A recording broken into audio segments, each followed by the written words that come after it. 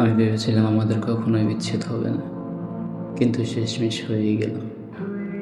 শেষমেশ আমাদের দুজনের জন্য কিছুই অবশিষ্ট রাখলাম না, শুধু এক একজনের বুক ভরা হতাশা আর পাহাড় সমান ঘৃণা আর একাকার সমান আফসোস নিয়ে ফিরে গেলাম দুজনের আগের জায়গায়।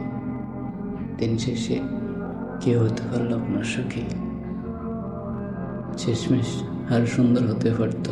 মানুষ বিচ্ছেদের পরেও একজনের মনে অনেক পরিমাণ জায়গায় থেকে থাকে, কিন্তু আমাদের কারো মনে রইল না অবশিষ্ট কিছু। দিন শেষে তোমার শেষমেশ তোমার করা অবহেলা হলো আমাকে অনেক কষ্ট দিল। আমি ভালোবাসি, তোমার অবহেলাগুলো এখন আমার মনে পড়ে গেছে। যাই হোক, মানুষ যত গভীর প্রেমের সম্পর্কে থাকুক না কেন, দিন শেষে বদলানোর জন্য সক্ষম আমরা সবাই। ভালোবাসা আসলে অনেক সুন্দর, কিন্তু সবার জন্য না।